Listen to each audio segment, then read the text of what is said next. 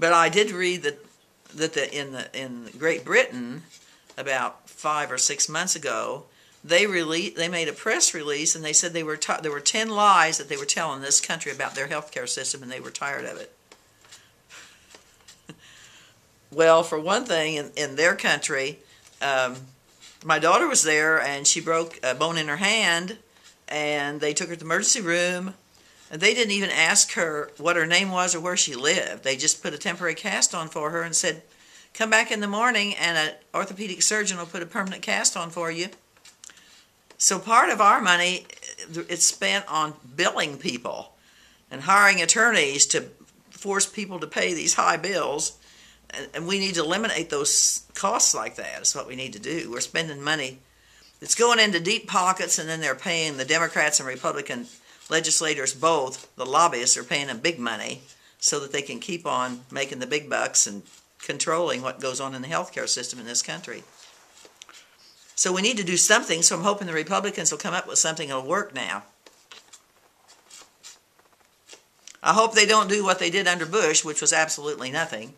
He promoted a health care savings plan. So if you worked and you made enough money that you'd have some left over that you could put into a health savings account, then you could save money on your taxes. But I don't know how he thought that was going to help people that couldn't afford health insurance, or poor people. You know, it only helped people that had good jobs and made good money.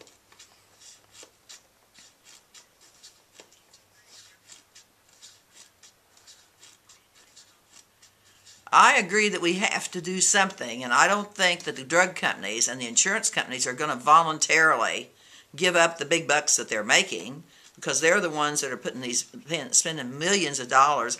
And the Supreme Court just ruled that in political campaigns, big companies can give all the money they want to in political campaigns, so they've got even more power. They're going to have even more power than they've had in the past, because the Supreme Court just yesterday, I think it was, or in the last few days, they ruled that they can do anything they want to and spend all the money they want to in political campaigns. So they're going to have even more power than they've had in the past. So I think we're up a creek without a paddle, actually.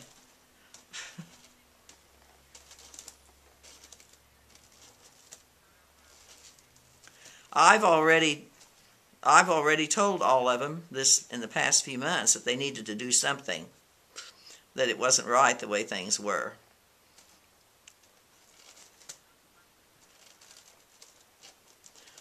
Yeah, they're going to vote on it, but the Republicans are going to have to.